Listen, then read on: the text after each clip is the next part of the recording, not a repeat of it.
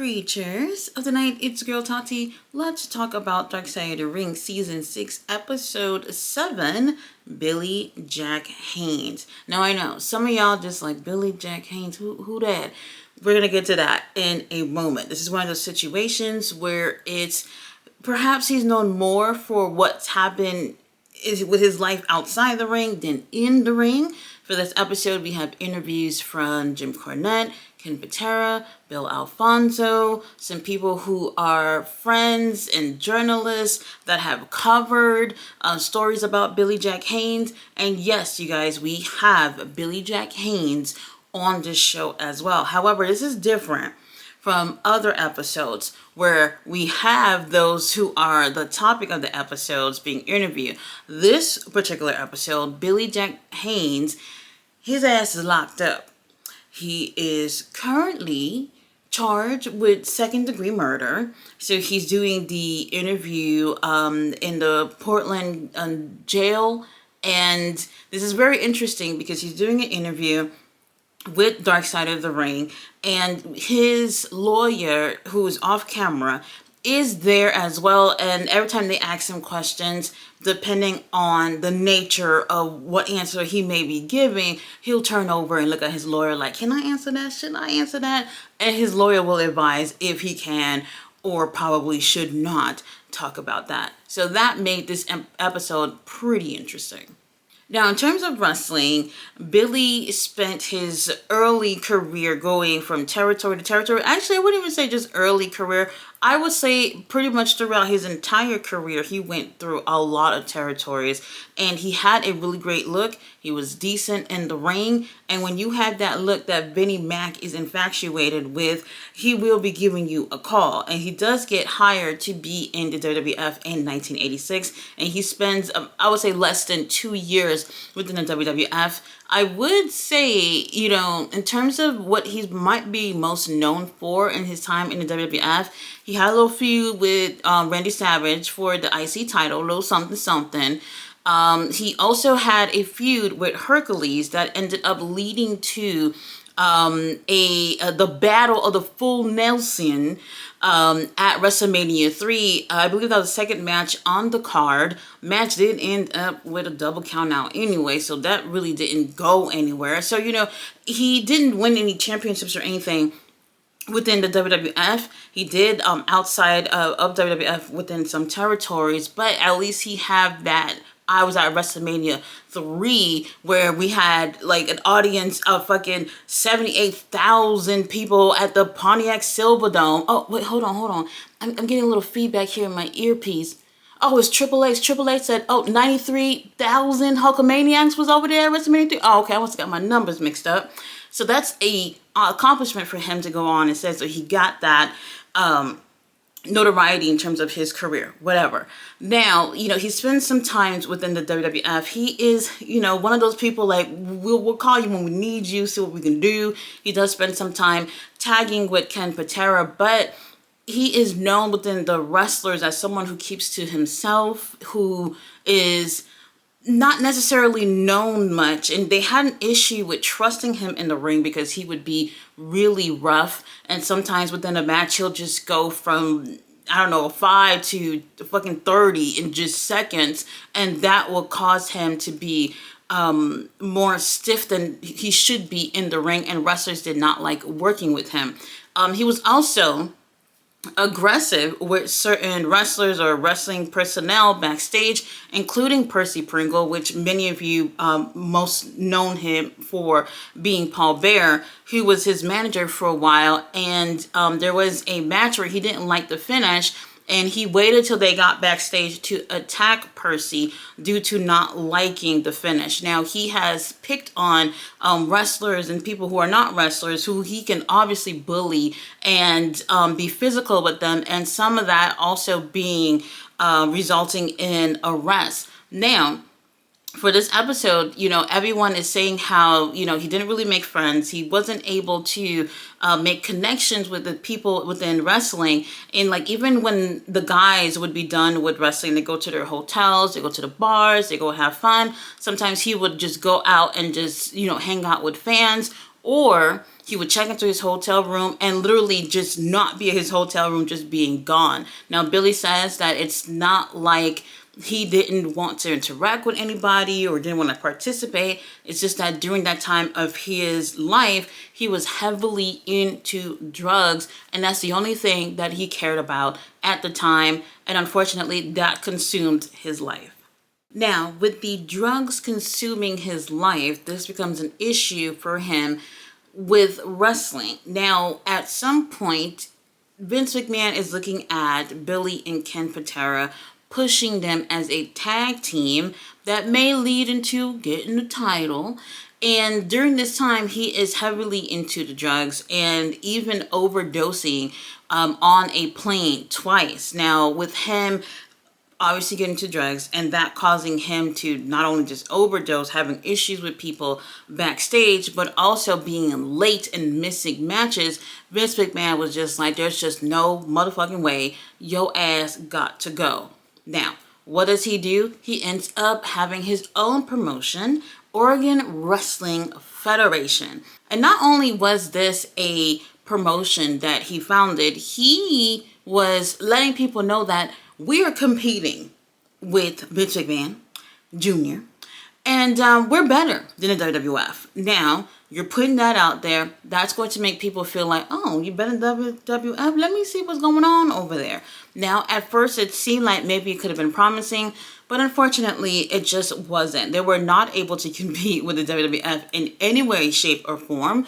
And he ends up hiring Bill Alfonso to come work. And after 2 motherfucking weeks of him being there, Bill Alfonso, he gets his check, and then Billy calls him up. He's just like, hey, you didn't cash that check, right? And he's like, well, no. He said, good.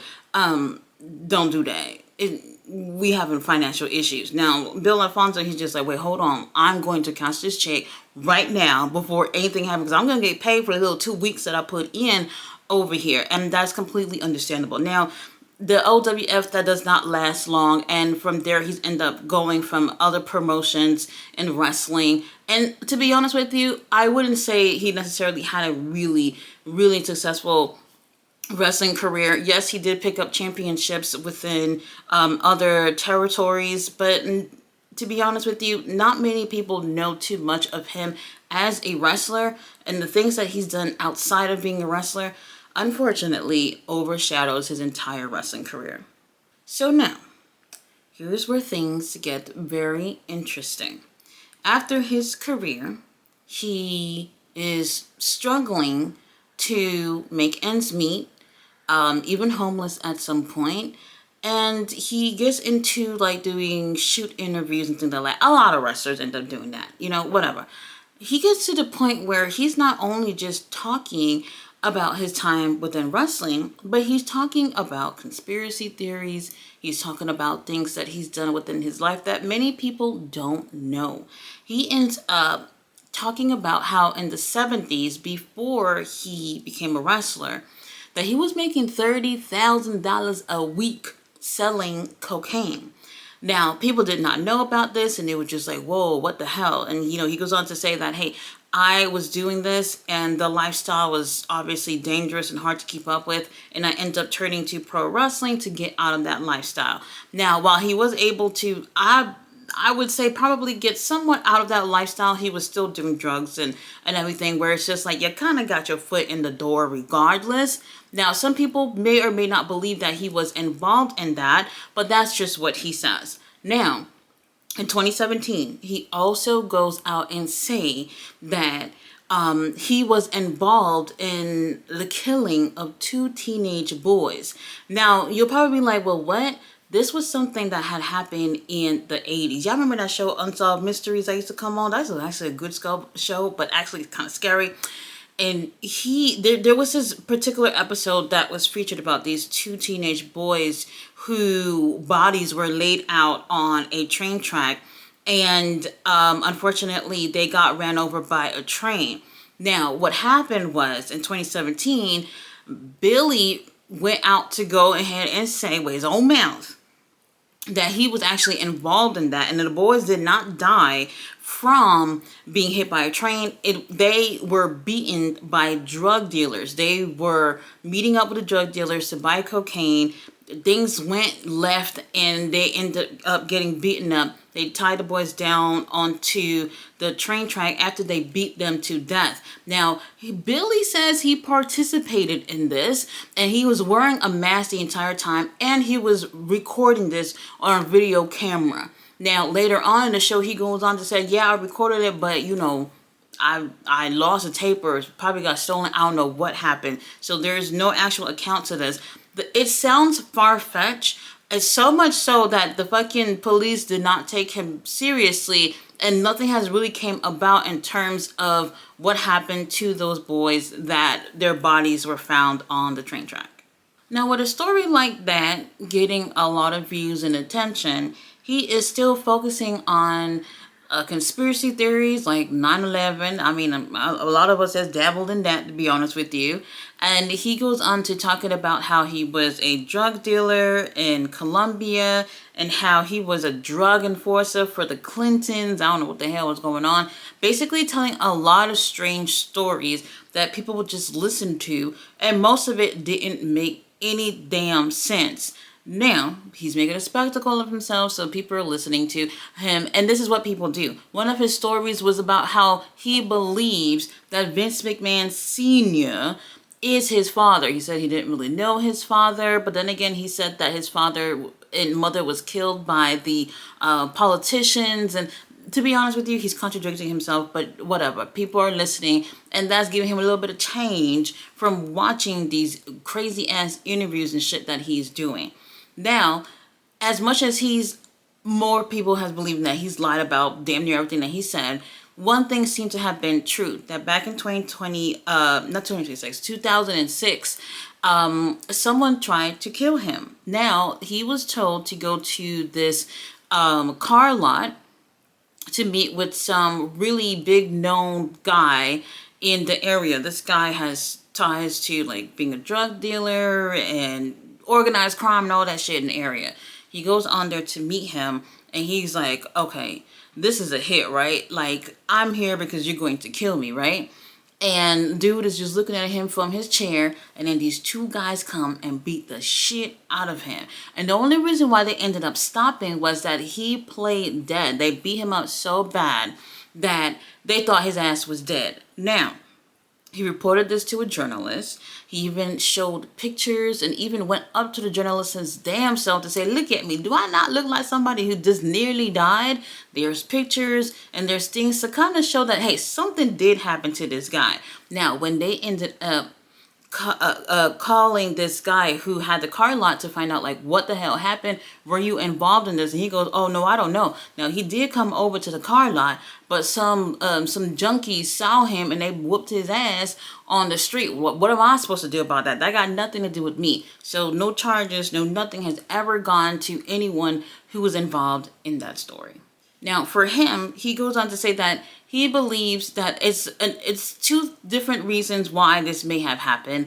That back when he was a drug dealer, he had found $280,000 and took $200,000 of it for himself, and that money had probably belonged to that guy who was at the car lot. He doesn't know. And also, when he founded Oregon Wrestling Federation, a lot of his investors, if you will, were drug dealers. And if they weren't drug dealers, there are people that he obviously owed a lot of money to with the promotion failing, and that somebody was just like, well, I'm not going to be able to get my damn money, so maybe I'll take his life. Some shit like that. So now it's 2020. He is homeless, living in a van, and he gets in touch with Rip Oliver. Rip Oliver is really sick, and the last few months of his life, Billy claims that because he cares for Rip, that he went to go stay and take care of Rip during the last few months of his life. Rip's son was on the show, and he said that's bullshit. What he did was, while my dad was passing away them last few months, he not only took money from him, but all the drugs, the high doses drugs and the narcotics that he was given by these doctors due to his condition, that Billy was stealing them and taking it for his damn self, which is really, really horrible to hear that someone would be dying and they're trying to be put at ease with these medications and you're taking it for your own drug use. Now, not only that, during this time, he had also defrauded the Cauliflower Alley Club, taking money from them.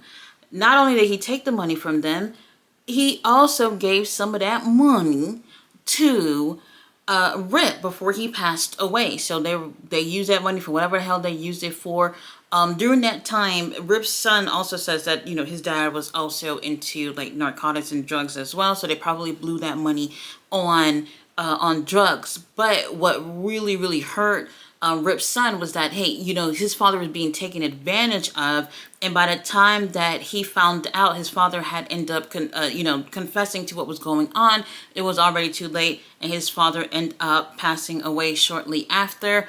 And honestly, it really sucks for that situation. Now, not too long after, he ends up meeting a 85-year-old woman. During the time he was 70 years old.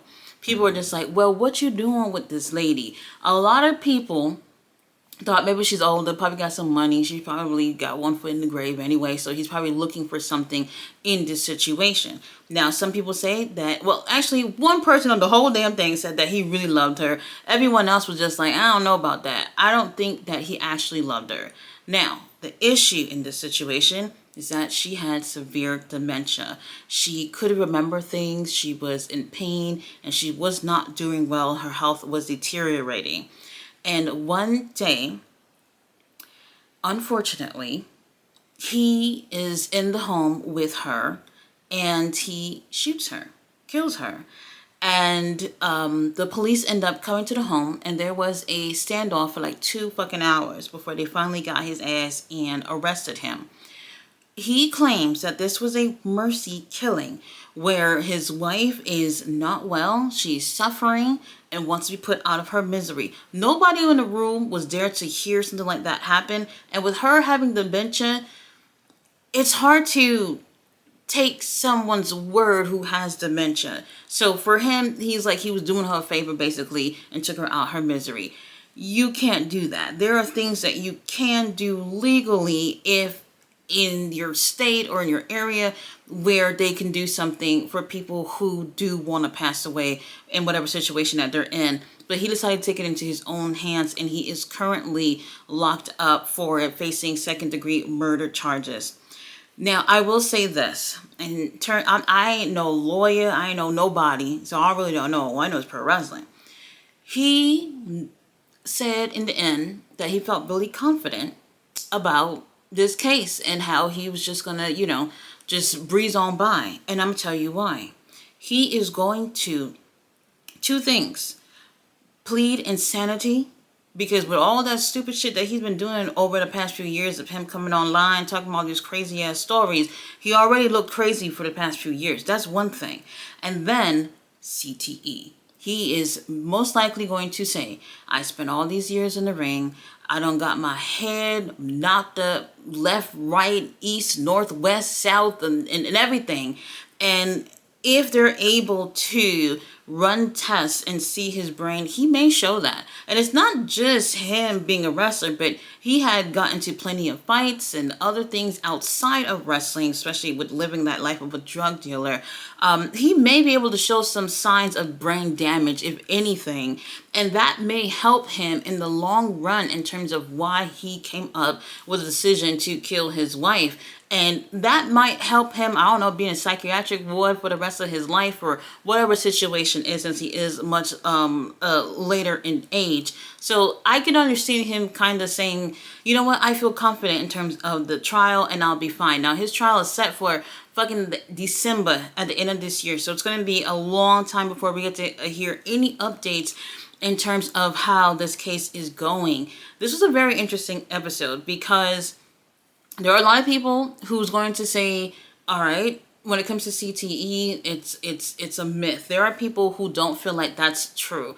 And this could have been a situation for him. Now, I'm not making any excuses or anything, but if they were to run any tests on him and see that this is one of those situations where he can easily just say, I did this because of this is a situation that I have. You know, we've seen the situation with the whole Chris Benoit situation.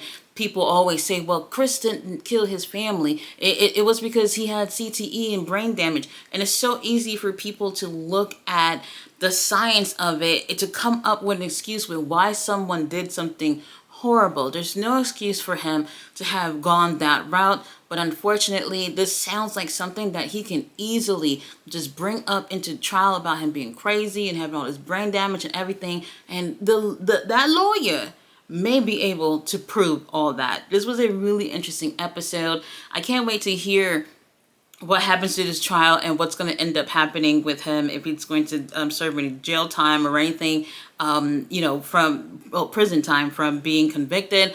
I'm not actually sure. I really do feel like there's a really good chance that he's going to be able to beat this. Now, for our next episode, we are going to be talking about the original Sheik. This is going to be so good. I cannot wait for this episode. You guys, thank you so much for watching my review. I will be back next week on another review for Dark Side of the Ring. We only got a couple of more episodes left. This season seemed to have flown by. It was a really good one so far. I hope you guys are enjoying Dark Side of the Ring. See you guys in the next one. Bye.